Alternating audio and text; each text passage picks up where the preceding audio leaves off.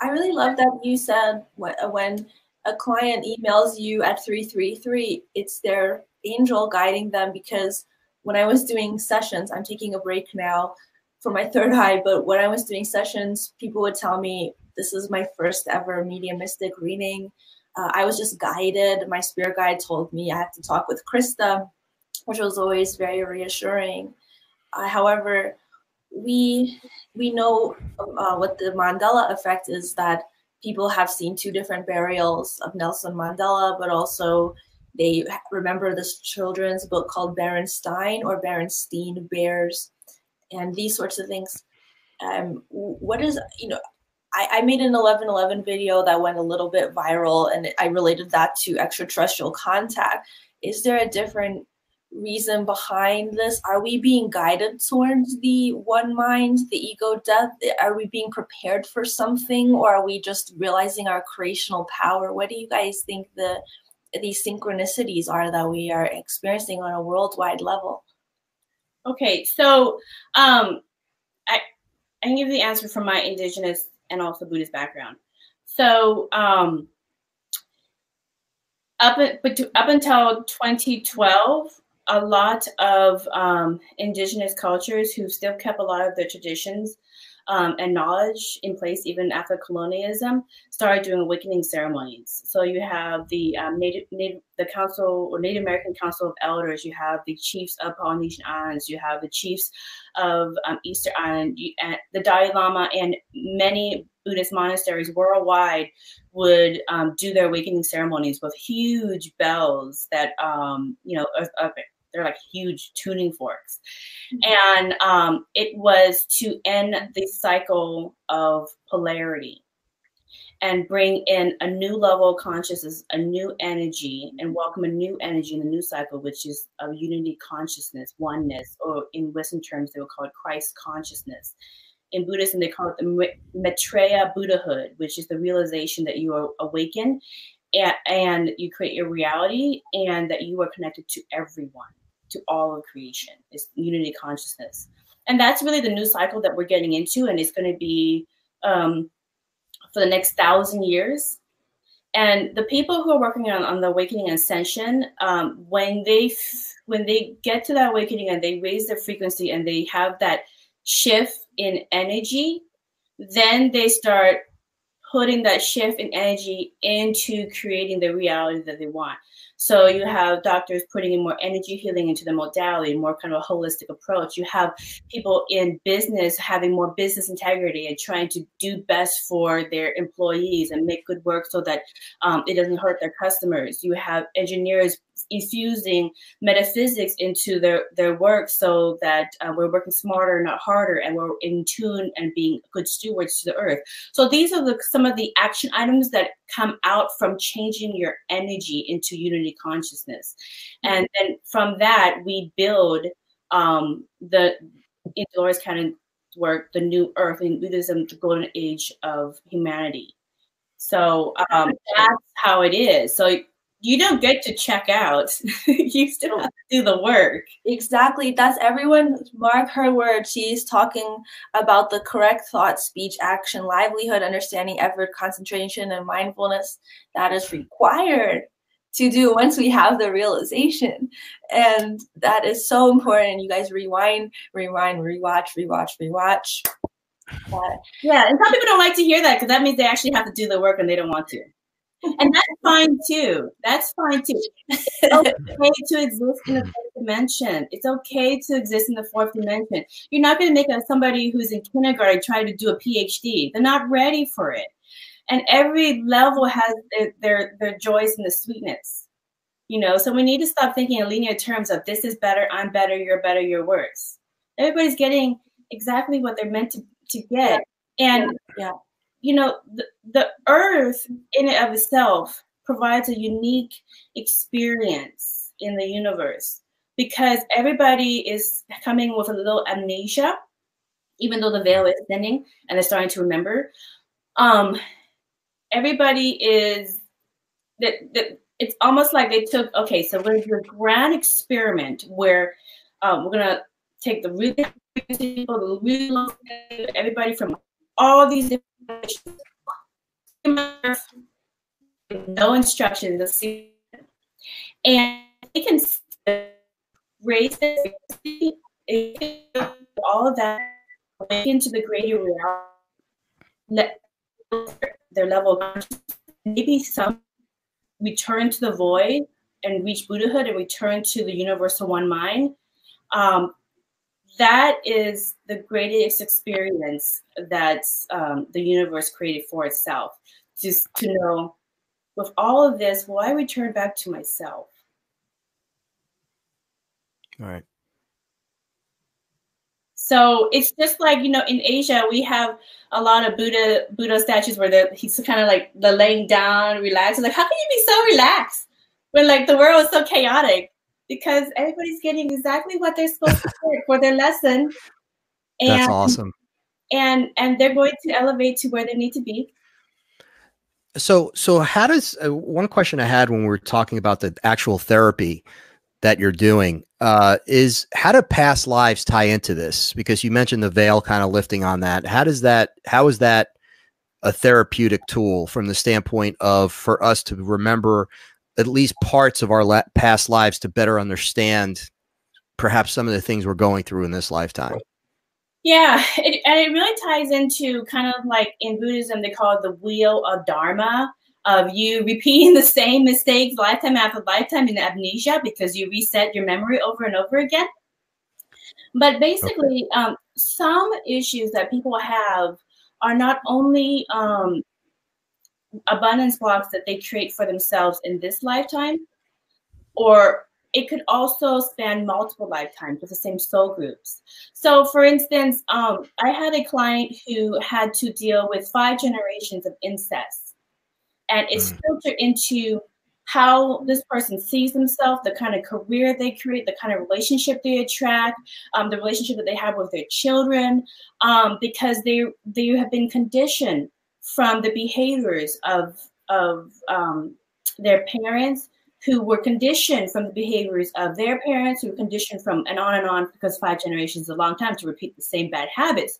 Because they didn't get to the point where they didn't stop and say, wait a minute, I don't know if this is how I want to be or how my life wants to move like, but I know I don't want this. So I'm going to find some way to address this abundance box, understand and get past it so I can move on and generate a better reality for myself.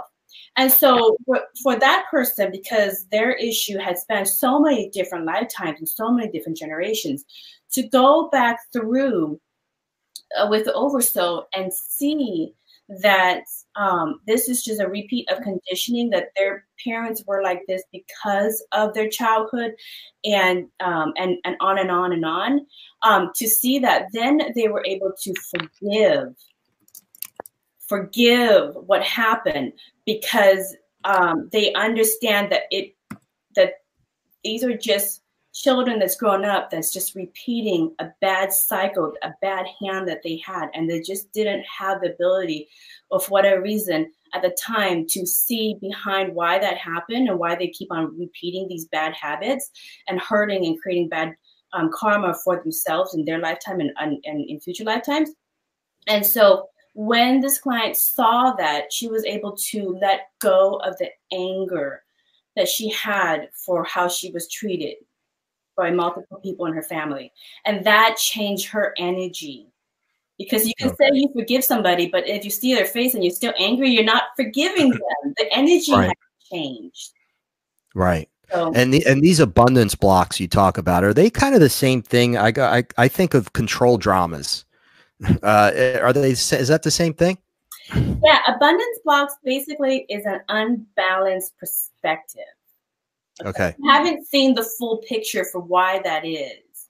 So you might, in some cases, like I had another client who came in and she was wondering why every one of her relationships is the same toxic, violent type of relationship. And she's a very loving, positive person. And in regression, and even before regression, we just have a conversation. I go over my worksheet, which is on my website, which even if you're not able to come for a QHHT session, just go to the client intake form and fill it out honestly, and you will go through and find your abundance blocks. If that doesn't work, you can go through the Four Noble Truths and Eightfold Path in Buddhism and use that technique to decipher your abundance blocks and see what the linchpin that is holding that energy there, so you can pull it out and, you know, let it go.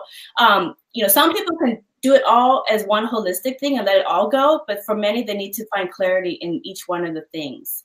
So, so basically, these abundance blocks are your personal issues that are holding down your energy. Okay, there are your issues with your incarnation. Okay, thank you. That makes so much sense. I think it's going to really They're hard. They're hard. They're not supposed to be easy. When people do spiritual work, they think it's just going to be all like positive and rainbows. When you do spiritual work, all your abundance blocks come up for you to redress. Yeah. It's hard, right? You got to be light as a feather. Right. What do they say? You have to work your way through it, not around it. I mean, you got to just work through and do the work, right? Okay. Sorry, Krista. Oh, I have so many questions, guys. For instance, under a hypnosis that I put up on my YouTube channel with Samantha Mowat, there were these unusual images that came up in my mind as I was communicating them to her, very relaxed, which did not make sense to me. One felt like it was off planet. One felt like it was this one. It felt like in a dream when you have those different themes merging. And she said that there can be timelines that overlap. Have you noticed that with your clients too? Yeah, I've noticed that with my clients, and actually in pyramid research that many academic universities around the world have done, they found that for some reason the shape of a pyramid over things will amplify the energy. So food will stay fresher longer, people will be a little more radiant, water will be more, will taste better, vitamins will be more potent, etc. And so what I do above my my recliner for my clients is I have a pyramid hanging on the ceiling above them with an Egyptian ankh to further amplify the energies. And so when they're going through a hypnosis session, even though they are self-aware, what changes, and they found this in science as well, is our brains are functioning in a beta state of consciousness. Okay, we're kind of in test mode. Like in IT, they call it, it's in beta. So we're in a beta state of consciousness, but when you tap into energy healing, your brain waves, and they found this in science when they're studying Buddha's brain and people meditating, when you're meditating, you get to a certain level of frequency, your brain wave changes to gamma rays. And that's where you can tap into the spirit world and the energy of energy healing. And that's where the self-healing and the facilitation of the practitioner is coming through, because the person is doing it to themselves. They're healing themselves in the gamma frequency. And so I kind of put the pyramid above to further amplify that. And as a result, some of my clients, reach out to me saying that they're starting to see flashes of light, they're seeing human auras, they're starting to see weird metaphysical things. So I was starting to channel all of a sudden. So I always kind of, alleviate the concerns that it's just part of your awakening symptoms, and it will simmer, and it will just, it's kind of like when you flush through or rush through a big wave, and you have all these stuff in front of you from the splash. It will simmer and it'll die down.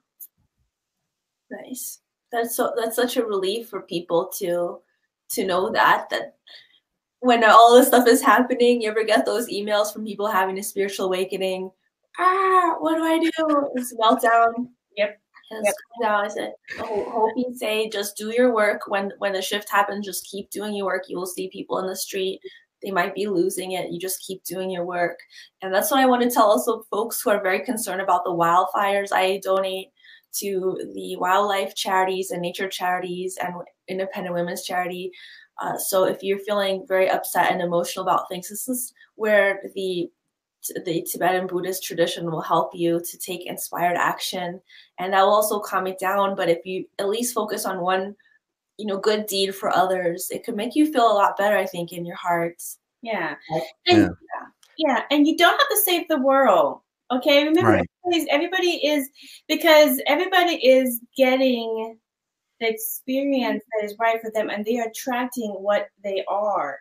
And so, like, for instance, in consciousness research with the Global Consciousness Project, when they're mapping out the spikes in the Earth's frequency, okay, whenever the Earth does a big spike, she is responding to the heart energy of the people in the different areas that it's measuring. So in the United States, whenever she does a spike in the United States, a lot of it is around the politics, because that's what we're focusing on. But in other parts of the world, it's around the natural disasters that's happening in their area. So Right. you know, because we're all connected, we're all one. Our hearts send out a frequency that is like 5,000 times stronger than the energy that comes from the mind. Or from the brain. And so when all these people in a specific area start feeling nervous anxiety at the same time, these random number generators that Princeton University have put all over the place, the heart math, and then Apollo 14's astronaut, Dr. Edgar Mitchell, who started the Noetic Institute for Noetic Sciences, you know, they put this all over the world just to see and just track when Earth has her Schumann frequency, whenever she changes and has a spike. And when she has a spike, is usually like she had a spike in 9/11 as well. And there's a lot of different spikes she has around different experiences that we as a consciousness are experiencing. And so when she has a spike, she's raising her frequency. And when she raises her frequency, like for a very long time, for millions of years, they say her frequency has been 7.8 hertz. Okay, and I keep repeating this because this is very important. Her frequency, her heartbeat, has been 7.8 hertz, and she has a consciousness as well that she is contributing to the great library in the spirit world and into her Akasha record, just like we're all writing our own books that we're putting into the spirit world's great library. But she has a consciousness as well, and her heartbeat has been 7.8 hertz, and for a very long time. And then she had a spike in 9/11. Then she had a spike in 2014, 2017, and more recently she's gone up to about, I think last time I checked was 50 hertz. And so what that means in terms of your experience and your Mandela effects that you were talking about, or seeing some weird parallel reality like Bernstein berries and other symptoms, is you can take it to the analogy of how TVs work, okay? A low resolution TV will maybe go 24 frames per second, okay? So it just, you can follow along with the change of the resolution. You can see it. So, you know, if you're in a lower frequency and you're awakened, you can kind of see the logos change, the colors change. You can kind of see things happening. And I've had the experience where I'll see something, I'm like, oh my God, did you see that? So, and some other people will see that too. That's when we were in a lower frequency.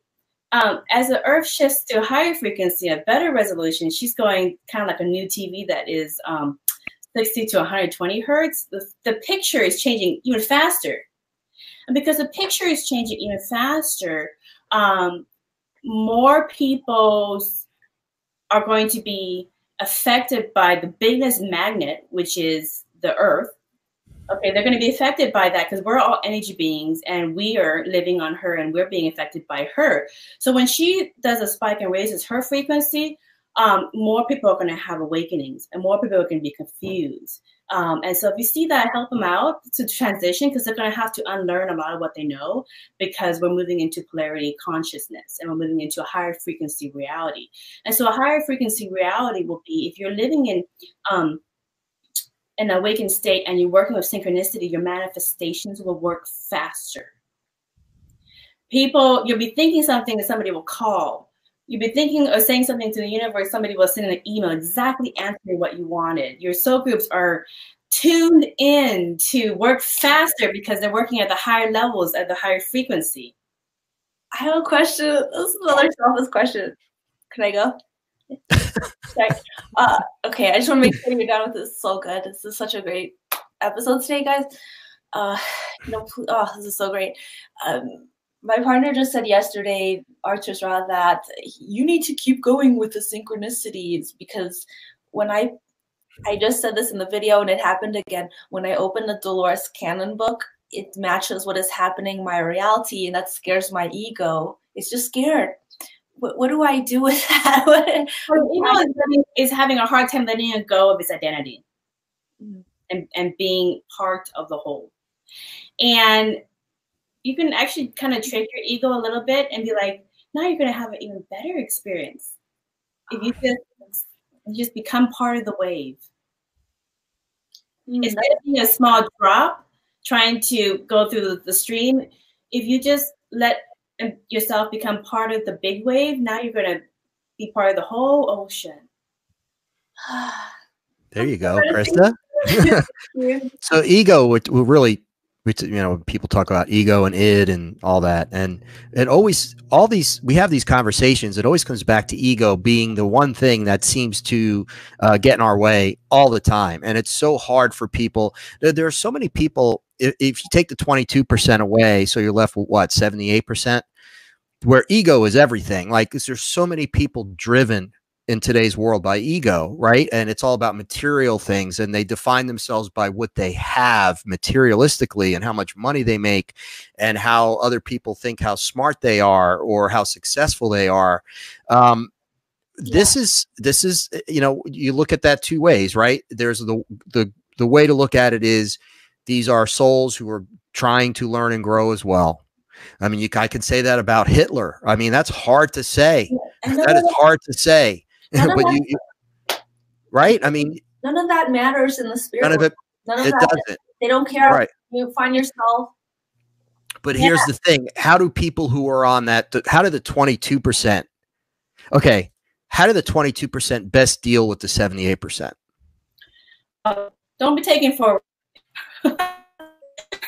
That's the verse, because we're radiating at such a high frequency that you see the oneness and you see the picture. But these people who are not integrous and a higher consciousness do not see. So this is an easy ride. So it doesn't mean you act like a fool. You still have to. I mean, Yeshua said in the sermons, they do first before you do anything. Yeah. Okay. All right. Yeah. And he was the ultimate cool dude, right? So yeah, Buddha said live in the middle, which means you're not high up, you're just right in the middle. You're kind of a symbol, you're just kind of neutral. You're able to value logically. You're not so far in one that you can't be pulled to center to really evaluate. Right. And it's amazing how these guys, these individuals, all were really saying the same thing. These highly evolved, right? This high frequency, these incredible, yeah, exactly. Right. And that's really, truly amazing. I mean, this is really resonating with me. I mean, this is great stuff, really is. Yeah, you're lighting up. Well, and you know what? It's putting it into terms, I think, that everyone can understand. Really, truly. And that's the key. That really is the key, because sometimes it can get a little bit like, what, that kind of thing. I have one question that I want to ask before, because I know, Krista, you have some questions as well. Where do the ETs fit into all this? Are they just we're part of that, right? So we're just on the different planets or wherever we reincarnate. We might be somewhere, we might be a Pleiadian in one life and then something else in another life. So is it just we're all going through the same thing?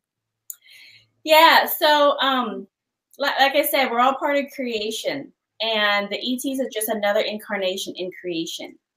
And they're if some of them in different incarnations have, like starseeds, have come into this experience to help change the frequency and help contribute the little part and take their knowledge home with them so they can go back to their experience.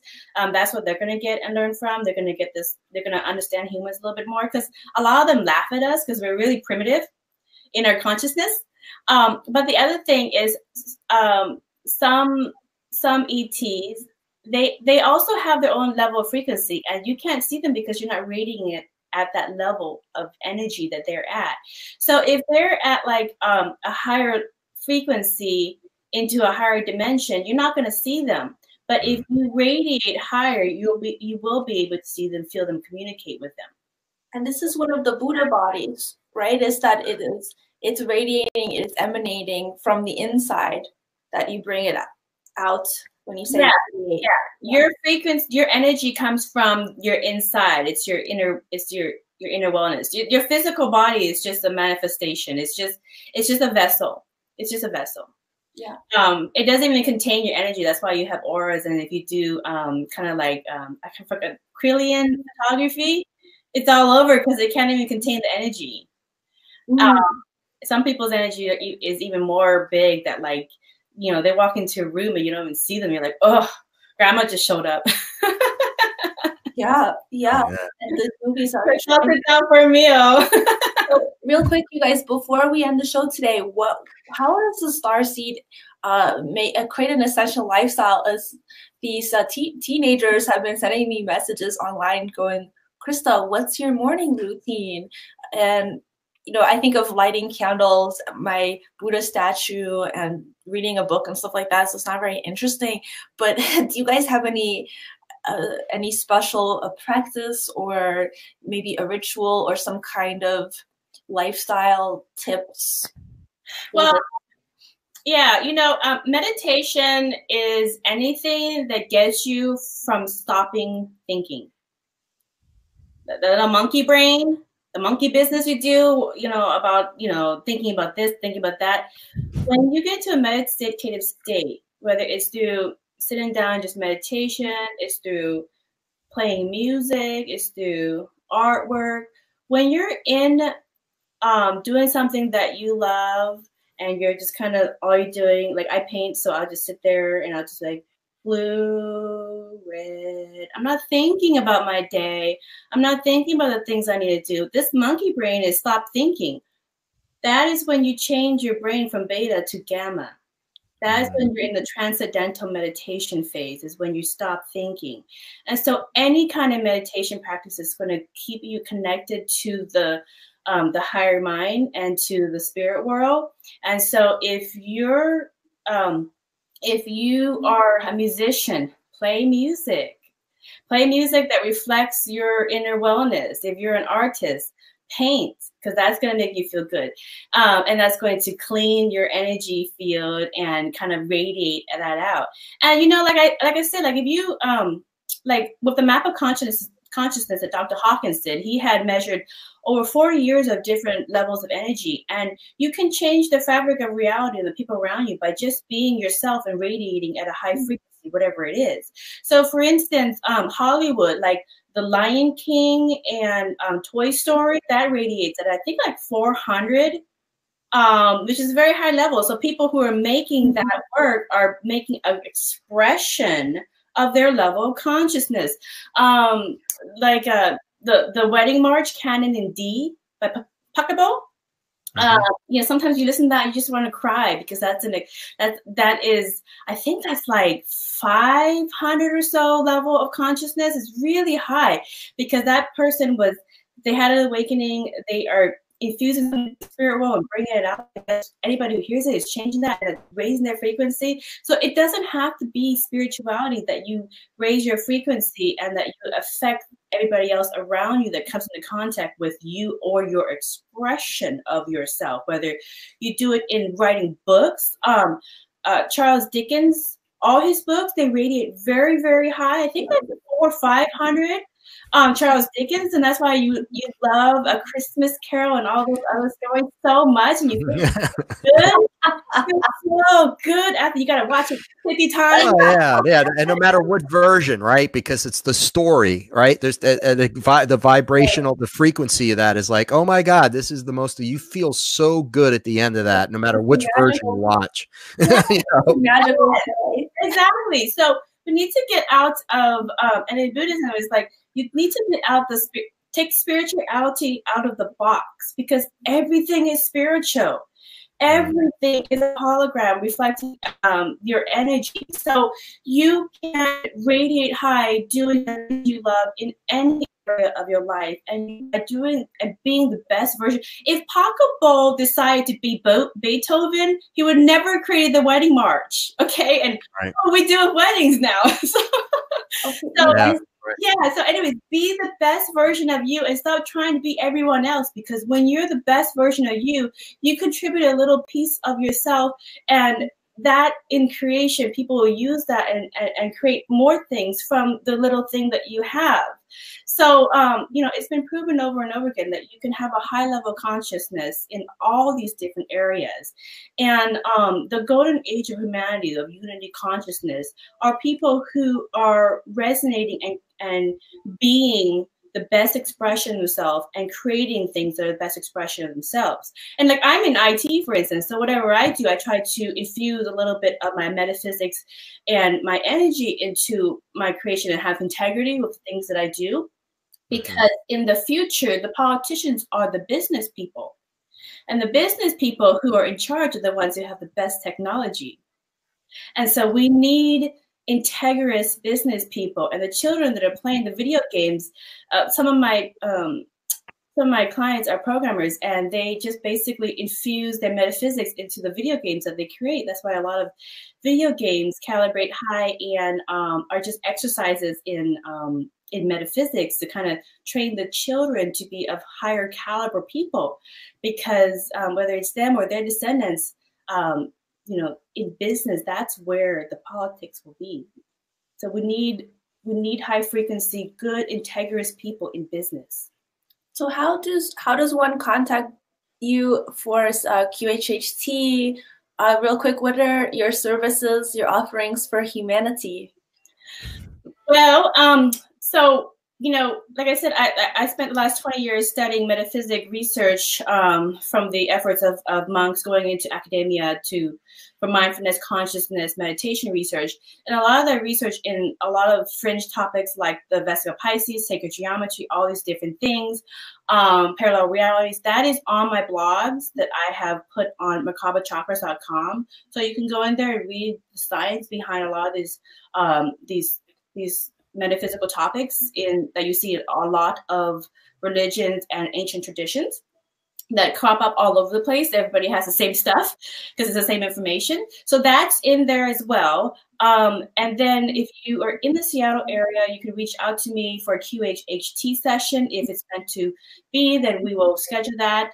But really, for the most part, you know, every one of my sessions, I always get the same message from the Oversoul, because and so I take those messages and I put it in these couple of sentences. And this is what the Oversoul wants everybody to know at this time. You've always been enough. You've always been enough.